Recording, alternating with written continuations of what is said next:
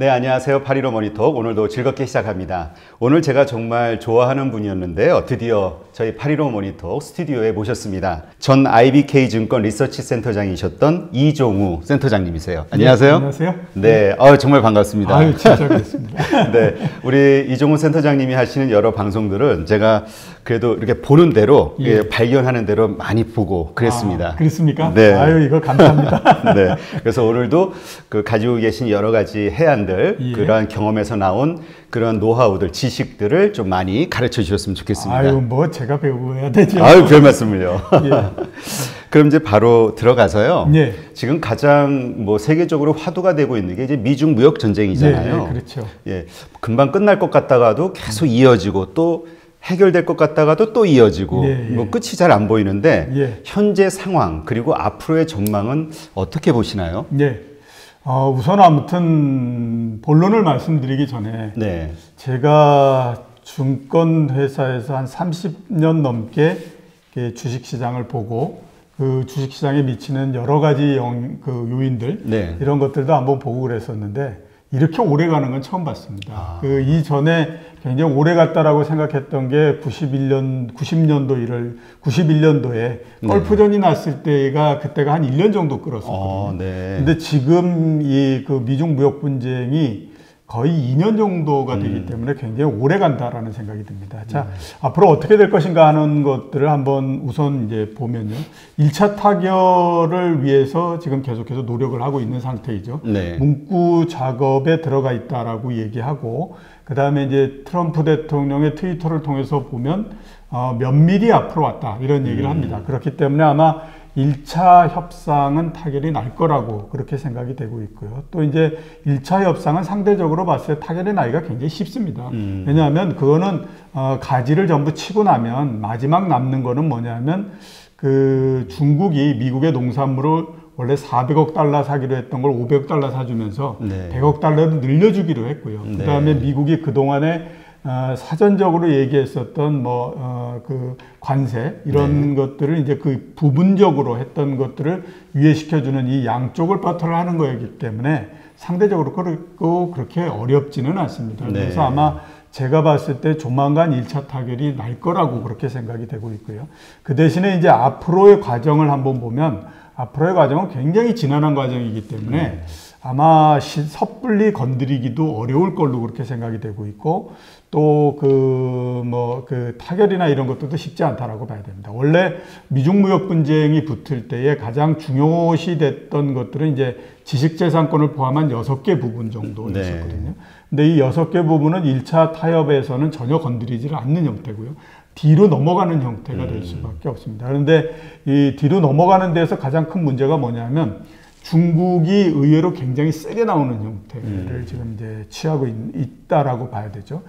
그러니까 이게 중국이 세게 나오다가 이렇게 보니까 이게 원래 생각했던 것보다는 상당히 어려워지는 형태가 되고 있고요. 또 이 중국이 세게 나오면서 우리가 깨달았던 건 뭐냐면 중국이 본인들의 국채를 건드리는 형태라든가 내지는 또 내정 간섭과 관련돼 있다라고 생각하는 거에 대해서는 거의 한치의 양보도 없이 계속 가는 형태가 되고 있기 때문에 좀처럼 이게 이제 타결이 나기는 어렵고 결국 이제 양쪽이 얼마만큼 그 본인들의 입지를 좀 후퇴하면서 갈 거냐 하는 것들에 대한 문제인데 그 원래 이제 제일 먼저 생각했을 때는 미국이 굉장히 세게 밀어붙이는 형태이기 때문에 중국이 얼만큼 후퇴를 해서 결판을 내느냐 이런 것 쪽으로서 이제 생각을 했었던 거죠. 근데 지금은 그런 형태하고는 상당히 많이 벗어나 있습니다. 그 예를 한번 보면 제일 처음에 미중 무역 분쟁에 그 협상이 들어갈 때 미국이 그 얘기했던 것들은 뭐냐면 일괄 타결의 형태였었습니다. 그러니까 한꺼번에 다 그냥 내놓고 한 방에 다 타결을 보자 이런 형태였었는데 중국이 그걸 전혀 들어주지 않게 되다 보니까 지금은 계속해서 뒤로 후퇴해서 이제는 순차적으로 그러니까 A 나오면 A 주고 B 나오면 B 주고 이런 형태로 해서 시간을 가면서 계속 가자 이런 형태로서 지금 진행이 되고 있는 상태고요. 그 다음에 또 하나는 이제 미국은 제일 처음에 할 때에 그 양자주의를 택했습니다. 그러니까 미국하고 중국하고만 서로 타협을 해서 끝을 내자 이런 쪽이었고 중국은 그렇게 되면 굉장히 불리하잖아요. 미국하고 1대1로 붙어야 되니까. 그러니까 중국은 이제 중간에 가면서 또 전략을 바꿨죠. 어떤 전략으로 하냐면 다자주의로 가는 겁니다. 미국 하나를 놓고 우리는 미국 이외의 다른 곳들을 전부 다 엮어가지고 그 힘으로 서로 대항을 한다. 이런 형태로서 가버렸거든요. 네. 그러니까 지금은 판이 굉장히 커진 상태에다가 자존심이 같이 맞물리는 형태가 되고 이렇게 되다 보니까 당초에 생각보다는 시간이 굉장히 많이 지날 수밖에 없고 내년도까지도 완전 타결이나 이런 것들은 굉장히 어렵다. 이렇게 이제 볼 수밖에 없다라는 생각이 듭니다. 아, 네, 그렇군요. 근데 지금 말씀하셨을 때 이제 중국이 다자주의로 이제 미국과 협상을 한다고 말씀하셨잖아요. 예, 예, 예. 그럼 그 중국과 함께 연합 전선을 펴고 있는 그 다자주의 국가들은 예. 어떤 국가들인가요? 우선 이제 얼마 전에 네. 리커창 총리 중국에서 네. 왕이 부장이 오지 않았습니까? 네, 네. 그게 이제 정치적으로는 뭐 이런저런 부분도 있지만 그 다음에 이제 경제적으로 봤을 때는 한국을 중국의 건으로서 끌어들이기 위한 부분이라고 봐야죠. 그렇기 때문에 이제 그때 얘기했던 게 우리 쪽으로 넘어와라. 이런 얘기를 굉장히 많이 했잖아요. 왜냐하면 중국 입장에서도 봤을 때 한국을 끌어들일 수 있다라고 생각하는 부분들은 물론 이제 정치적으로 봤을 때는 미국하고의 관계 이런 부분들이 굉장히 긴밀하지만 네. 지금 한국의 무역 전체적으로 봤을 때 중국이 굉장히 큰 비중을 차지하고 있고 그렇죠. 이런 것들을 감안했을 때는 미국 쪽에 쓰는 것보다는 한국이 중국 쪽에 쓰는 것이 더 낫다라고 판단하는 거죠. 그러니까 한국도 그 건내로서 일단 끌어들이는 형태가 되고요. 그 다음에 아세안에 있는 국가들도 마찬가지고 이번에 이제 나토 같은 데도 보면 미국이 과다하게 나토에서 중국에 대한 비난을 계속 하거든요. 네. 이거는 왜냐하면 지금까지 본인들의 편이었다라고 생각했던 전선이 무너지면서 미국이 혼자 남는 이런 거를 굉장히 지금 두려워하고 있는 상태예요. 그러니까 중국은 그 나머지를 어떻게 포섭해서 본인들의 편으로서 끌어들이느냐 이거를 이제 계속해서 지금 생각하고 있는 거고. 원한다라고 하면 일본도 끌어들이고 싶어 하겠지만 일본은 뭐 끌어들어갈 가능성이 거의 없기 그렇죠. 때문에 아마 그 선에서는 포기하고 아시아에서는 이제 한국을 가장 앞에 서 있는 끌어들여야 되는 가장 어려운 이 지역에 있는 그런 나라로서 생각하면서 지금 가고 있는 형태다라고 봐야 되겠죠. 아, 그러면 근데 저희가 그렇다고 해서 중국의 어떤 경제적 예. 이런 문제 때문에 중국을 선택하기도 예, 그렇죠. 정말 어렵잖아요. 예, 미국이라는 동맹 국가이기 예, 때문에. 그렇죠. 그거는 굉장히 어렵다라고 봐야 되기 때문에요. 그러니까 한국이 미국하고 떨어져서 중국하고 쪽으로 경제적으로 넘어간다 이렇게 하면 그건 굉장히 많은 문제가 생긴다라고 하는 것도 중국이 다 알고 있기 때문에요. 그렇게 명시적인 것보다는 이제 기술이라고 하는 부분들이 굉장히 중요한 부분이죠. 지금 이제 중국이 이 단순하게 무역 분쟁이라고 하는 것을 관세를 얼만큼 매기고 그다음에 거기에서 얼만큼 피하고 이런 것의 차원이 아니고 지금 중국이 생각을 했을 때에 앞으로 중국 경제가 계속해서 커지려면 이제는 지속적으로 기술이 발전을 해나가야 된다라고 하는 거죠. 여태까지는 이제 미국을 기술을 받아들이는 나라로서 생각을 했었는데 미중 무역 전쟁을 겪으면서 중국이 생각했던 건 뭐냐면 이게 판을 보니까 그렇게 만만한 판이 아니다. 미국이 우리가 원하는 대로 그렇게 해줄 리도 없고 지금 이렇게 우리를 압박하는 가장 큰 이유는 우리가 기술적으로 어느 정도 더 올라가서 커지는 것을 막기 위한 부분이다. 이런 것들에 대한 인식을 갖기 시작을 한 거죠. 그러면 다른 곳에서 기술을 이렇게 받아들이고 끌고 오고 이래야 되는 대상을 삼아야 되는데 그거의 이제 1차적인 대상이 한국이 될 수 있고요. 그 다음에 또 독일이나 일본 이런 것들이 될 수 있는 거거든요. 그렇기 때문에 이제 그 전선에서 앞으로 굉장히 오랜 시간을 두면서 기술을 어떤 형태로서 받아들이고 어떻게 갈 거냐 하는 것들에 대한 전선에서 흡수해야 되는 나라로서 한국을 생각하는 거지 지금 정치적인 부분들이 있는데 그거를 독립시켜 가지고 한국을 중국으로서 강제로 끌어온다. 이거는 중국이 생각했을 때의 가능한 그림도 아니고 그렇기 때문에 이제 먼 그림을 내다보면서 지금 접근을 하고 있는 상태인데요. 제조업과 관련해서 특히 기술과 관련해서 중국이 지금 생각하고 있는 시나리오는 2025년 정도까지 한국의 기술력을 쫓아간다. 2035년도까지 독일의 기술력을 넘어선다. 2045년도에 그 미국의 기술력을 넘어서서 기술력 면에서 최고가 되겠다라고 하는 것이 지금 중국의 계획인 거거든요. 그러니까 그런 쪽으로서 가면서 어떻게 포섭해 드릴 것인가 하는 것들이 이제 미중 무역 분쟁이라고 하는 것이 제일 처음에 관세에서부터 시작했지만 그 다음에 패권으로 넘어가고 경제적으로서 어떻게 이제 그 그림이 짜여질 것인가 하는 것들에 대한 그림이 만들어지는 거거든요. 그 과정 속에서 한국을 어떻게 끌어들일 거냐 하는 것들이 이제 그런 그림으로서 접근하는 그런 형태가 된다라고 봐야 됩니다. 그렇군요. 그러면 어쨌건 느슨한 형태로라도 뭔가 한국을 끌어들이려고 하는 그 시도로 예전에 그 우리 사드 문제 때 경제적 압박을 엄청 가했잖아요. 네, 그렇죠. 그러한 식으로 또 뭔가 그런 경제적인 압박을 제약을 걸 가능성이 있는 건가요? 제약을 걸기는 어렵고요. 왜냐하면 제약을 걸면서 저기 그 자기네 편으로 끌어들인다라고 하면 이건 이제 완전 굴복을 해라라고 하는 건데 이게 무슨 그 군사적인 힘을 가지고 할 수 있는 것도 아니고 결국 이제 협력의 관계를 어떻게 만들어서 하느냐 하는 것들에 대한 문제이거든요. 그렇게 되면 그렇게 하려면 가장 좋은 방법이 뭐냐면 중국이 제시해 줄 수 있는 당근을 제시해 주면서 그 다음에 이제 끌어들이는 형태가 되는 거죠. 예를 들어서 지금 가장 많이 얘기하고 있는 것이 중국에서 반도체 관한 부분들을 중국에서 더 많은 투자를 해라라는 얘기를 하는 거거든요. 그 얘기는 반도체에 관해서 일정 기간 동안 중국의 시장의 일정 부분을 한국에다 보다 더 많이 쉐어를 해주겠다. 그 대신에 너희는 그거에 관한 기술이나 이런 부분들, 아주 그 오래된 기술이나 이런 것들은 우리한테 좀 도움을 줄 수 있어야 되지 않겠느냐. 이런 부분으로서 접근하는 거니까 그렇게 간다라고 봐야 되는 거죠. 근데 그 지금 반도체 말씀하시니까 얼마 전에 봤던 뉴스가 떠오르는데 삼성전자가 반도체 공장을 베트남으로 다 철수한다고. 그러면 일단 현재 우리 정부가 어떻게 할 수는 없는 거니까 기업의 삼성전자의 입장은 중국을 탈출하는 거네요. 지금 이제 그 삼성전자가 그렇게 결정을 했던 거는 중국이 그동안에 이제 반도체 굴기를 계속 얘기를 했잖아요.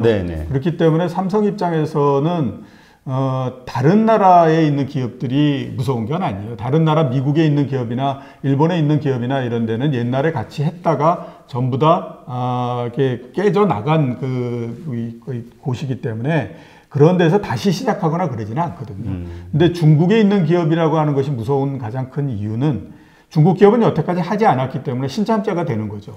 그렇기 때문에 이제 무서운 부분이고, 두 번째로 이제 생각할 수 있는 거는 반도체를 수입하는 액수와 석유를 수입하는 액수를 우리가 따져보면 그냥 생각하면 석유를 수입하는 액수가 굉장히 더 많을 것 같지 않습니까? 그죠? 그 많은 15억 명이나 되는 인구가 사용하는 에너지가 얼마나 많은데 이렇게 생각하지만 따져보면 반도체를 수입하는 액수가 석유를 수입하는 액수보다도 많습니다. 그렇게 되면 그 큰 시장을 중국이 그냥 놔둘 리가 없다라고 하는 거죠.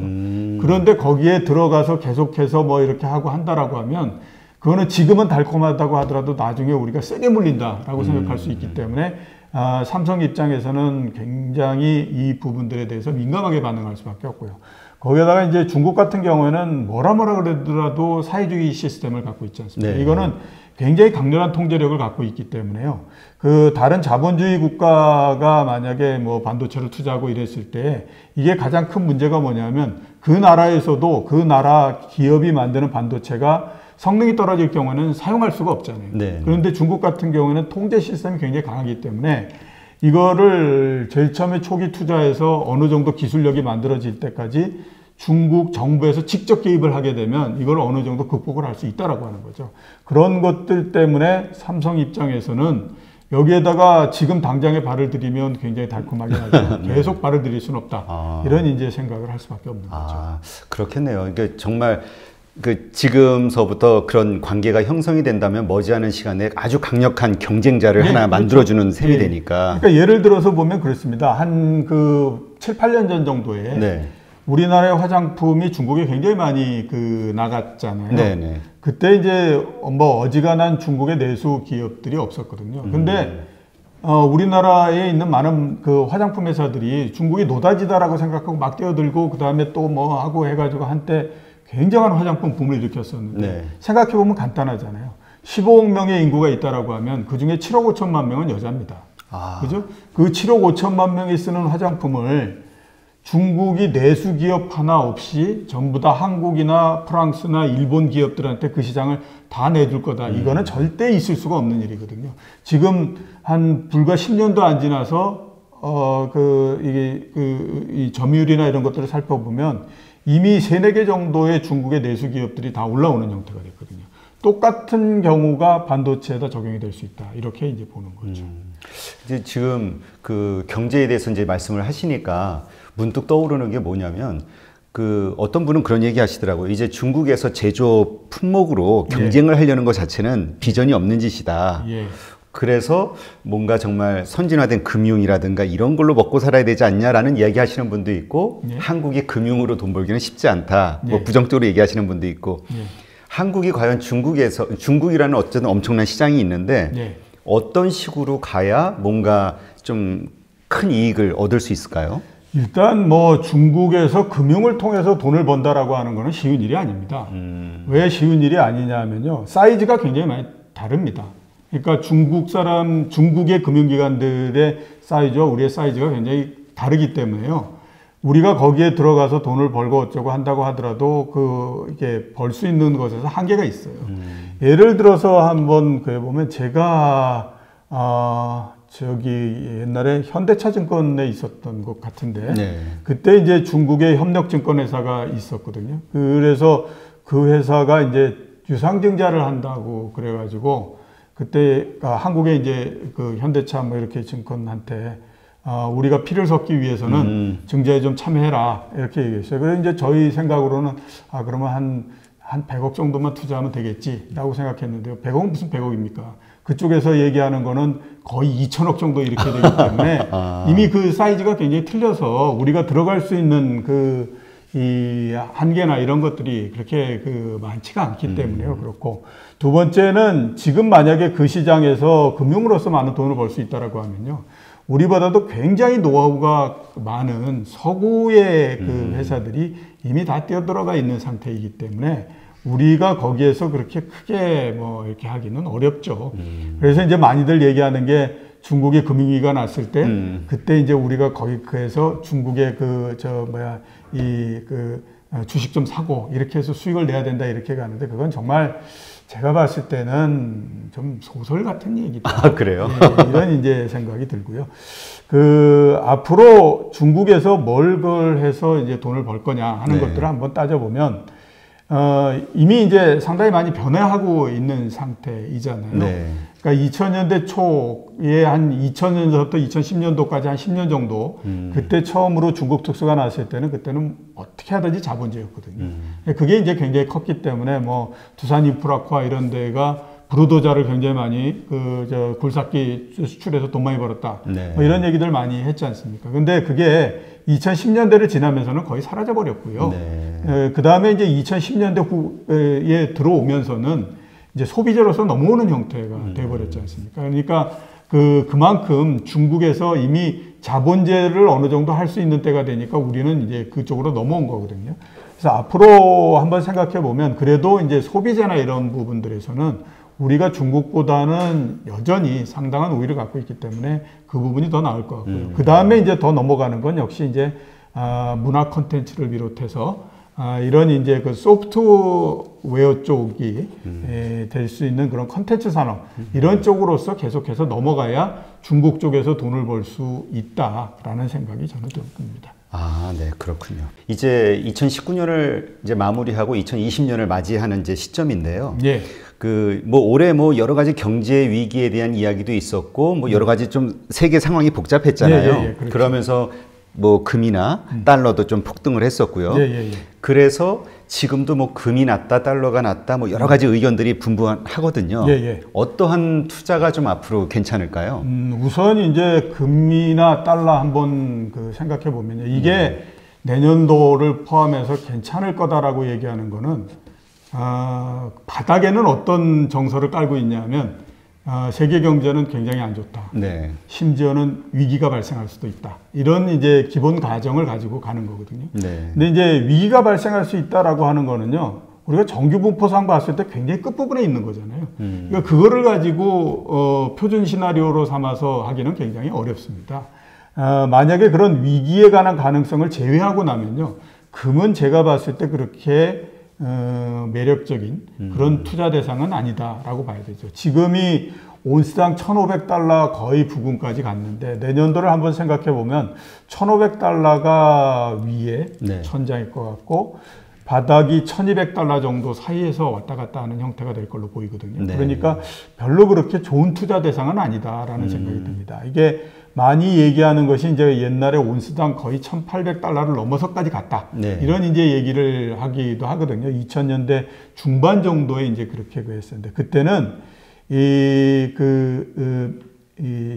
이머징 마켓, 신흥국들이 굉장히 경제적으로 처음 이제 막 그 붐업이 일어나면서 금에 대한 실물의 수요가 상당히 많았어요. 그러니까 실제적으로 산업적으로 사용됐기 때문에 그런 그 수요가 굉장히 많아서 1,800달러까지 끌어올릴 수 있었던 건데 지금은 한번 생각해 보시면 위기에 관한 가능성을 없다라고 생각하면 경기 침체 둔화 때문에 그 금이 올라갈 수 있다라고 생각하는 거잖아요. 네. 근데 그렇게 해서 실제의 그 실물적인 사용 부분들을 제외했을 때 올라갈 수 있는 최대가 1,500달러 정도로서 봐야 되는 거거든요. 그러니까 모순이 생기잖아요. 경기가 안 좋다. 그러면 결국 실제적인 수요는 크지 않다라고 봐야 되는데 가격은 1,500달러에서 더 올라갈 수 있다. 이렇게 봐야 되는 거잖아요. 그러니까 거기에서 모순이 생기기 때문에 제가 봤을 때는 아닌 것 같다라는 생각이 들고요. 또 하나 이제 달러에 관해서 한번 생각해 보면 달러는 기본적으로 굉장히 오랜 시간 동안에 조금씩 계속해서 약화되고 있는 형태입니다. 네. 그러니까 부분적으로 이렇게 약화됐다가 조금 이제 들고 일어났다가 뭐 이렇게 하고 있지만 약화되고 있는 형태고 지금 그 2019년 말 기준으로 해서 보면 그 트렌드상 약화됐던 거에서 이제 부분적으로 이렇게 올라왔던 것도 또 거의 그 고점 부근에 있기 때문에 앞으로 그렇게 좋아지지는 않을 것 같다. 강세가 되거나 그러지는 않을 것 같다라는 생각이 들고. 그 다음에 이제 달러를 그 판단하는 데서 하나 생각해야 될 게 뭐냐면, 네. 그동안에 이제 달러가 몇 년 동안에 강세가 되고 그랬던 그 큰 부분들이 역시 이제 미국 경제가 좋았다라고 하는 것도 있고요. 네. 또 하나는 유로가 굉장히 약세였었잖아요. 유로가 약세가 됐던 이유는 브렉시트 때문에 파운드가 엄청나게 약세가 됐거든요. 네. 그러니까 1달러당 1파운드당 1.7달러 정도에서부터 시작해서 이게 많이 내려갔을 때 얼마까지 내려갔냐면 1.2달러까지 내려갔었어요. 그러니까 그 1.2달러가 10월달, 9월달까지 이렇게 내려왔던 거예요. 근데 지금 이제 그 12월 중순에 그 영국에서 네. 그 총선이 있고 나면 아마 그 다음에 블랙시트에 관해서 해결이 될 거다라고 생각해서 지금 올라오고 있는 상태입니다. 그리고 실질적으로 올라올 가능성이 있기 때문에 그렇다면 1.7달러에서부터 1.2달러까지 떨어져서 지금 1.3달러로 왔다 갔다 하고 있으면 최소한 아무튼 브렉시트가 되든 어쨌든 이 부분이 해결되면 1.5달러까지는 간다라고 봐야 되잖아요. 네. 그러면 유로가 굉장히 약해졌던 큰 이유가 파운드가 굉장히 약해지면서 브렉시트에 이런 영향을 받았던 건데 역시 유로도 좀 올라간다라고 봐야 되거든요. 그렇게 되면 달러는 상대적으로 약화된다라고만 봐야 된다라고 하는 거죠. 네. 그런 면에서 봤을 때 달러도 그렇게 이제 좋은 그 포지션에 있다라는 생각은 들지 않습니다. 그래서 제 생각으로는 달러하고 금은 뭐 그다지 좋은 투자 대상은 아닌 것 같다라는 생각이 들고 그러면 어떤 게 좋을까라고 생각해 보면요. 저희가 판단했을 때 가장 좋은 거는 네. 가격이 낮은 거가 상대적으로 괜찮습니다. 그런 의미에서 보면 가장 가격이 낮은 게 뭐냐? 중국의 주식이 가장 좀 낮다라는 생각이 그래요? 예, 예. 생각해 보시면요. 후광통 했을 때 5천 정도까지 올라갔었거든요. 그게 지금 3천까지 내려와서 미국 주식 시장이 두 배 반이 될 때도 계속 3천에서 지금 머물고 있는 상태이잖아요. 이 얘기는 뭐냐면 중국 경제가 아주 안 좋아지기 전까지는 네. 여기에서 더 이상 떨어질 만한 거는 별로 없다라고 봐야 되는 거죠. 그리고 조금만 좋아진다라고 하더라도 어느 정도 올라갈 수 있는 가능성이 있기 때문에 그 부분에 이제 한번 포커스를 둬야 될 필요가 있다라는 생각이 들고 그 다음에 이제 중국 주식시장이 가지고 있는 특징이 뭐냐면 오랜 시간 동안에 쉬었다가 한번 올라가면 굉장히 많이 올라갑니다. 아, 그래요? 그렇죠. 그러니까 2003년도서부터 세계 주식시장이 올라가기 시작했거든요. 그때를 바닥으로 해서 막 미국 시장도 굉장히 많이 올라오고 그랬는데 중국 시장은 그냥 1200에서 계속 옆으로 깁니다. 네. 그러다가 어떤 순간서부터 탁 올라가기 시작하니까 6000포인트까지를 불과 한 13개월 사이에 그냥 올라가 버리는 형태가 나오거든요. 그러니까 이게 장기간에 쉬었다가 아주 이렇게 큰 시세를 내고 이러는 것들이 중국 시장의 굉장히 특징이기 때문에 지금 뭐 중국 경제가 6% 밑으로 떨어져서 둔화된다라고 하는 것들은 이미 다 반영이 돼 있는 상태이기 때문에 그런 면에서 봤을 때는 크게 제 생각으로는 뭐 어렵지 않다라는 생각이 듭니다. 그 다음에 두 번째로 한번 생각해 봐야 될 자산은 저는 파운드. 아까 말씀드렸잖아요. 파운드가 1.2파운드당 1.2달러까지 내려갔기 때문에 네. 이게 그렇게 더 이상 떨어질 수는 없는 상태인 거예요. 그러니까 1900년대 초가 시작할 때에 1파운드당 4달러에서부터 시작해서 지금 온 거거든요. 그리고 떨어졌네요. 계속. 예, 그렇죠. 계속해서 떨어지면서 특히 이게 그동안에는 이제 한 1.8달러 뭐 이 정도에서 막아나가다가 브렉시트가 되면서 단절적으로 확 떨어지고 그 다음에 계속 지속적으로 내려가서 1.2달러에서 바닥을 친 상태입니다. 네. 그렇기 때문에 아마 그 브렉시트가 이제 그냥 해결이 되는 형태가 되면 원 파운드화의 가격이 지금이 한 1,550원 정도 되거든요. 네. 1,800원 수준 정도까지는 올라갈 거라고 생각이 듭니다. 그러면 20% 정도 올라가잖아요. 네. 그러니까 그런 면에서 봤을 때 파운드가 나쁘지 않다라고 저는 생각이 들어요. 예, 그렇기 때문에 뭐 파운드가 그 하는데 내 마음에 안 든다라고 생각하면요. 네. 그냥 유로화 같은 거 괜찮습니다. 유로화도 유로화도 아까 말씀드렸던 것처럼 파운드가 굉장히 떨어지면서 유로도 같이 떨어져 버렸거든요. 그러니까 여기에서 달러와 이런 걸 생각하지 말고 유로나 그 다음에 이 파운드나 이런 것처럼 그동안에 많이 떨어져서 더 이상 내려가거나 이럴 가능성은 별로 없고 대신에 뭔가 아무튼 이제 그 해결의 실마리를 잡는다라고 하면 그 바닥에서부터 특히 가장 낮은 곳에서부터 올라오기 시작할 때는 굉장히 이 상승력이 커지잖아요. 그러니까 그런 면에서 한번 생각해 보실 필요가 있다. 저는 그렇게 보입니다. 그러면 영국이 EU하고 그 브렉시트를 원만하게 합의됐을 때의 경우가 네. 있고 예. 잘 안 되고 계속 지지부진하거나 아니면 정말 좀 어려운 상황이 될 수도 있잖아요. 예. 어떤 상황이든 괜찮은 건가요? 그러니까 만약에 굉장히 생각대로 잘 안 돼서 네. 정말로 노딜로 가버렸다 네. 이렇게 한다고 하더라도요 1.2달러 이하로 떨어질 가능성은 없습니다. 그거는 쉽지가 않기 때문에 그 다음에 똑같이 보면 유로화는 1.1달러 밑으로 떨어질 가능성은 없죠. 그러니까 이미 어떻게 보면 나빠질 수 있는 가능성에 대해서는 최대한으로 반영을 한 상태잖아요. 왜냐하면 이번에 존슨 총리가 들어오기 직전까지 어떤 일이 계속했었냐면 이제 노딜이다라는 얘기를 굉장히 많이 했었어요. 그랬기 때문에 이미 시장에서는 노딜 블랙시트라고 하는 것을 거의 가정한 상태까지 가격이 다 움직였기 때문에 여기에서 마음대로 안 된다고 하더라도 그렇게 떨어질 만한 부분들은 없고요. 그 다음에 마음대로 안 된다라고 하더라도 과연 노딜이 될 거냐 하는 것들에 대해서는 또 우리가 한번 또 생각을 해봐야 되는 거죠. 왜냐하면 노딜이 될 거다라고 했으면요. 이미 올해 중반에 노딜 블랙시트가 이루어졌죠. 노딜 블랙시트라고 하는 거는 지금 유로도 그렇고 그 다음에 영국도 그렇고 그 누구도 원하지 않는 형태이기 때문에 시간이 끌릴 가능성은 있지만 노딜의 가능성은 그렇게 높지는 않기 때문에 그래서 계속해서 이제 지금 반전이 이루어지고 있는 형태다. 이렇게 이제 볼 수 있는 거죠. 네, 그렇군요. 영국과 EU, 이 파운드와 유로화에 대해서는 정말 오늘 좀 새로운 그 관점을 좀 가지게 된 것 같고요. 그런데 아까 이제 중국 주식이 앞으로 유망하다라고 네. 말씀하셨는데, 네. 근데 이런 의견을 제시하는 분들도 있어요. 지금 미중 무역 전쟁의 결과를 네. 당연히 미국의 승리로 보는 사람들이 아무래도 많죠. 미국이 워낙 강대국이다 보니까. 네, 그렇죠. 그리고 뭐 정치적으로도 이제 심리적으로 미국을 응원해서 그런지도 모르고요. 네.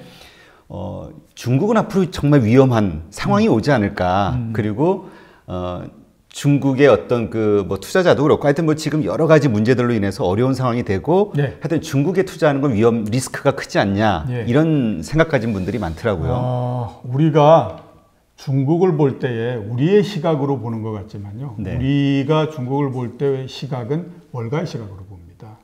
그렇기 때문에 과연 시각이 맞느냐 틀리느냐 하는 것들서부터 먼저 생각을 해야 되거든요. 10년 전으로 한번 돌아가서 생각을 해보시면요. 그때에 세계적으로 중국을 보면서 많이 했던 얘기가 뭐냐면 30몇 년 동안 아무튼 두 자릿수의 성장을 한 나라다. 2020년대 중반이 되면 미국을 넘어서 사상 이 세계에서 가장 큰 경제 대국이 된다. 이걸 거의 의심하지 않는 형태로서 얘기했거든요. 그러면 그때서부터 지금 10년이 지났는데 그 사이에 지금 완전히 이 모양 이 꼴이 되냐. 이거는 시각이 바뀌었기 때문에 그런 거죠. 그러니까 사실보다는 시각이 바뀐 거다라고. 그러니까 그 월가 같은 경우에는 본인들이 이렇게 그 이머징 마켓이 막 이렇게 크게 이제 뭐 크고 어쩌고 뭐 세계에서 또 일정한 지분을 차지하고 이러는 나라를 본 적이 없잖아요. 그렇죠. 그러니까 다른 데 같은 경우에 뭐 한국 한다고 하더라도 워낙 경제 규모가 적은 데서부터 하니까 이게 무슨 뭐 한국 경제라는 것이 뭐 어떻게 되는지 그거 누가 그렇게 그걸 이렇게 자세히 보겠습니까? 근데 중국은 다르거든요. 워낙 규모가 크기 때문에 이게 가고 있는 거를 항상 워치를 하는데 그런 입장에서 10년 전에 한번 보면 굉장히 신기하죠.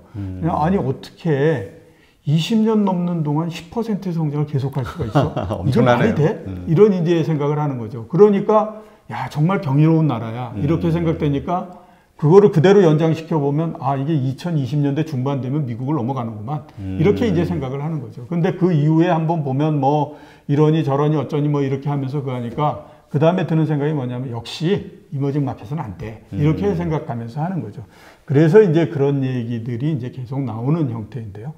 자, 우선 아까 말씀하셨던 거를 한번 우리가 거기서 이제 몇 가지로서 한번 접근을 해보죠. 경제는 어떻게 될 거냐. 네. 제 생각으로는 경제 내년도에 5%로서 갑니다. 저는 2010년도 막 이렇게 한참 좋을 때에도 그때 지속적으로 얘기했던 게 뭐냐면 너희 그렇게 좋다고 중국 얘기하지만 내가 생각할 때 그렇지 않다. 이제서부터 중국은 2010년도, 9년도 이때 경제 성장률이 피크를 쳤고 네. 이제서부터는 계속해서 내려온다. 이거는 어떤 나라도 막을 수 없는 거고 2020년 정도가 되면 이제 중국도 5%대 성장으로서 들어가는 중간 정도의 성장의 그 나라로서 될 수밖에 없다. 네. 지금이 이제 그런 형태이거든요. 그리고 이거는 막을 수가 없는 겁니다. 경제가 성숙하게 되면 성장률이 떨어지는 건 당연하기 때문에 특히 중국처럼 뭐 15억 명이 만드는 경제에서 어떻게 계속해서 고성장을 계속할 수 있겠습니까? 그러니까 내려오는 건 당연하다라고 생각해야 되기 때문에 중국 경제가 지속적으로 성장이 계속해서 둔화되는 형태로서 간다. 이거는 이제 분명하다라고 봐야 되고요. 대신에 이제 그 질적으로는 조금씩 바뀔 가능성이 있다라는 생각이 듭니다. 지금까지는 성장을 뭘로 써야냐면 가장 큰 포지션을 차지하고 있는 것이 투자였죠. 투자의 이 기여도가 가장 높았었는데 지난 한 7, 8년 동안에 투자의 기여도가 계속해서 떨어지는 형태가 됐고요. 대신에 소비의 그 기여도가 계속해서 올라가는 형태가 돼서 드디어 이제 둘 사이에 거의 근접한 형태가 됐습니다. 그러니까 조금 있으면 아마 크로스가 나면서 소비의 비중이 좀 더 커지는 형태가 될 걸로 보이거든요. 그거는 중국 경제가 질적으로 이제 조금씩 계속해서 변화하고 있다라고 봐야 되기 때문에 질적으로 옛날과 좀 다른 형태가 되고 그에 따라서 또 성장이나 이런 것들은 둔화되는 형태가 된다. 이렇게 이제 보입니다. 두 번째로 우리가 생각해야 될 부분이 중국 경제에서 위기가 발생한다라고 하는 얘기를 굉장히 많이 하고 있거든요. 네, 요즘 뭐 거의 유행하던데요.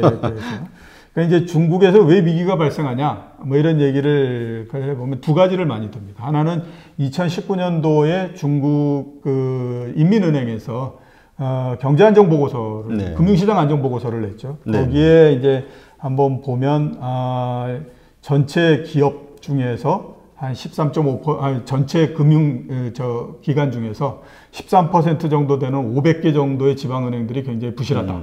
이렇기 때문에 야, 거봐. 이제 문제 생길 거야. 이제 이렇게 그걸 하는 거거든요. 그 다음에 또 하나는 뭐냐면 2008년도에 중국의 부채가 4조 200억 달러 정도였습니다. 근데 그게 그 이후에 2014년도까지 매해 20% 정도씩 늘어나 버립니다. 20%가 복리로 늘어나게 되면요. 4년 정도가 되면 더블이 되잖아요. 그렇죠. 그러니까 이게 야, 이렇게 빠른 속도로서 부채가 늘어나서 그걸 어떻게 견딜 수 있겠어. 그러니까 이미 보면 이게 모두 다가 한계에 들어섰으니 그게 빠르면 내년도에 난리가 날 거야. 이제 이렇게 생각을 하는 거죠. 근데 거기에서는 그거는 이제 온 그 과정만을 이렇게 생각을 하는 거고요. 그러면 이런 그 위험성이 있다라고 하는 거를 중국 정부는 몰랐겠냐라고 하는 겁니다. 중국 그렇죠. 정부도 다 알고 있었거든요. 그림자 금융을 얘기한 게 언제서부터입니까? 굉장히 오래됐기 때문에 중국 정부가 손을 놓고 있었던 건 아니거든요.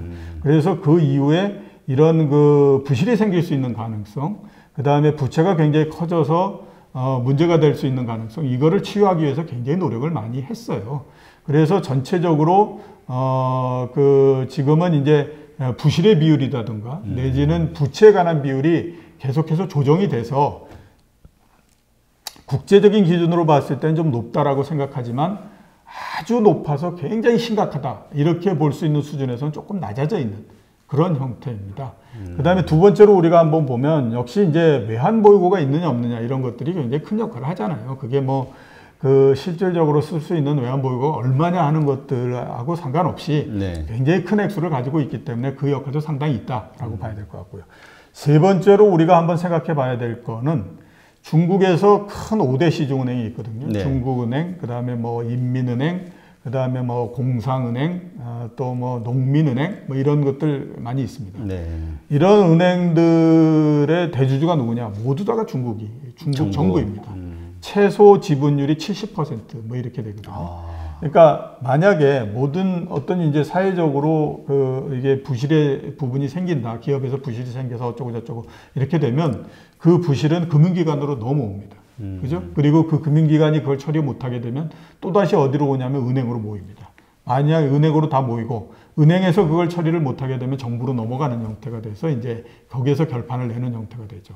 중국의 은행들로 넘어오게 되면 5대 시중은행으로 넘어옵니다. 이게 정부가 뒤에서 뒷받침을 하고 있기 때문에 그거를 계속해서 끝까지 막아 나가면서 가는 거거든요. 정부가 손을 들 때까지. 그렇기 때문에 이게 쉽게 그렇게 중국에서 금융위기가 발생한다든가 이럴 가능성은 그렇게 높지는 않다라고 봐야 되는 거죠. 그런데 자꾸 우리가 월가의 시각으로서 봐서 이게 위험하다 어쩌다라고 하니까 당장에 정말 위기가 발생할 것 같다. 이런 생각을 굉장히 많이 하면서 가는데 중국처럼 큰 경제가 그렇게 위기가 발생하는 거가 쉬운 일은 아닙니다. 그리고 우리가 위기가 발생하는 거를 한번 따져보면요. 네. 세 가지 조건이 맞아야 됩니다. 우선은 보면 위기의 상황이 있어야 위기가 되잖아요. 네. 위기의 상황이 있어야 되고 두 번째는 뭐냐면 그 사회 전체적으로 위기에 대한 인식이 없어야만 됩니다. 위기에 대한 인식이 있게 되면 위기를 대비하기 때문에 그 위기가 발생할 가능성이 그렇게 커지지 않는 형태가 되거든요. 세 번째는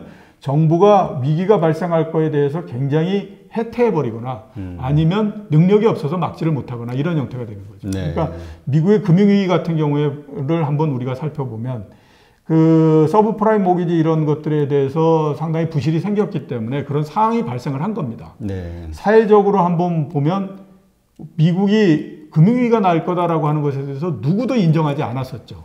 그렇기 때문에 2008년도에 금융위기가 났지만 2007년도 말에 베어스턴스나 같이 굉장히 큰 회사들이 문제가 생김에도 불구하고 미국에서는 그거에 문제가 생길 거라고 전혀 누구도 생각하지 않았었어요. 그 다음에 정보를 한번 따져보면 그 당시에 서브프라임 모기지 문제가 이게 심각하다라고 얘기했을 때 미국 정부가 어떤 얘기를 했었냐면 걱정하지 마라. 서브프라임 모기지 다 날아간다고 하더라도 3천억 불뿐이 안 된다.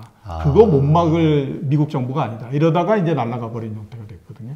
근데 중국 같은 경우에 한번 보시게 되면 상황이 있다, 없다, 뭐 있다라고 따진다고 하더라도 뭐 워낙 오래전서부터 중국의 위기가 발생할 가능성이 높다라고 얘기를 했기 때문에 사회적으로 위기에 대한 인식이 굉장히 높은 상태입니다.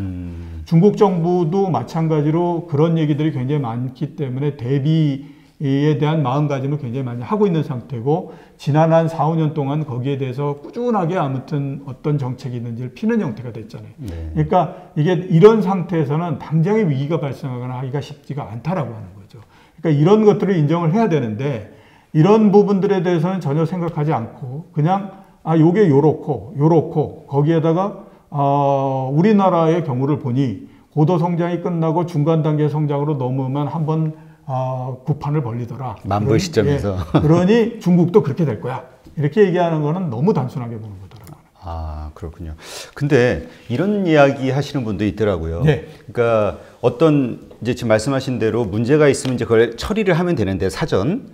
근데 이제 중국 정부에서는 그 뭐 6% 성장대니 뭐니 이런 것들을 지키기 위해서 문제를 과감하게 이렇게 수술하고 이렇게 처리하는 게 아니라 예. 자꾸 보류하는 형식으로 예. 문제를 점점 키우고 있다. 예. 그래서 그것이 감당하기 어려운 수준까지 지금 가고 있다. 예. 이런 논리거든요. 그 문제를 풀지 않고 보류하는 것은 중국만의 문제가 아니었고요. 전 세계 모두 다가 그랬죠. 미국 같은 경우에도 마찬가지인 게 금융위기가 나고 난 다음에 IMF를 비롯한 선진국들이 만약에 위기가 발생했을 때에 신흥국들한테 했던 것대로 한다라고 하면 금리를 내리고 유동성을 공급하고 한다라고 하는 정책은 말도 안 되는 정책이지 않습니까? 오히려 금리를 굉장히 높여서 좀비 기업들은 다 처리를 해버리고 그 다음에 들어가야 되는데 그게 아니었잖아요. 그래서 지금 이렇게 간 거고 유럽도 마찬가지였지 않습니까? 네. 결국 뭐 남부 유럽에서 문제가 나고 했지만 거기에서 아시아의 그 외환위기 때 국가들처럼 그렇게 혹독하게 했던 데가 어디 있습니까? 다 돈으로 다 해가지고 그냥 메꿔서 어떻게 했고 일본도 마찬가지였고 그러니까 그게 중국만의 문제는 아니었다라고 하는 거죠. 그런데도 중국 같은 경우에 보면 시진핑 주석이 들어서면서 이런 문제들에 대해서 그래도 관심을 가지고 뭔가는 조금씩은 했다라고 하는 거예요. 다른 그 선진국처럼 그런 거 전혀 하지 않고 그냥 무조건 돈과 금리로서 밀어붙여가지고 하거나 이렇게 하지 않았다라고 하는 겁니다. 그렇기 때문에 그게 꼭 중국만의 문제라서 중국이 꼭 어떻게 해서 그거에 대한 대가를 치러야 되고 이런 그 사항은 제가 봤을 때는 아니다라고 생각하기 때문에 굳이 그렇게 중국을 폄하해서 생각하거나 그럴 이유는 별로 없다라고 저는 생각합니다. 우리가 이런 생각들을 갖고 있고 이러한 그 걱정들을 하는 것은 아까 말씀하셨듯이 월가의 시각을 우리가 그대로 받아들이기 때문이라고 네, 그렇죠. 보시는 건가요? 예. 그리고 그럼 월가는 왜 그런 시각을 갖는 거죠? 경쟁자이기 때문에? 물론 경쟁자이기 때문도 있지만요. 네. 그게 어떻게 생각하면 영업을 하는데 가장 좋지 않습니까? 그러니까 2000년대 초반 이런 때는 네. 중국이 굉장히 좋을 때잖아요. 네. 그러니까 중국이 좋을 때는 중국의 주식을 사든 채권을 사든 뭐 중국에 투자를 하든 뭘 하든 하게 되면 가장 좋은 형태이니까 거기에서 이제 그걸 하는 거고요. 그 다음에 또 이제 그 월가에서의 보는 시각은 굉장히 극대극으로서 이렇게 바뀌는 형태가 됩니다. 왜냐하면 중간에 어중간하게 들어가 있을 때는 이게 영업을 한다는 것이 굉장히 힘든 형태가 돼요. 대신에 아주 극에서 극으로서 왔다 갔다 하는 형태가 되면 어떤 형태로도 이제 영업을 하기가 굉장히 쉬운 형태가 돼버리는 거거든요.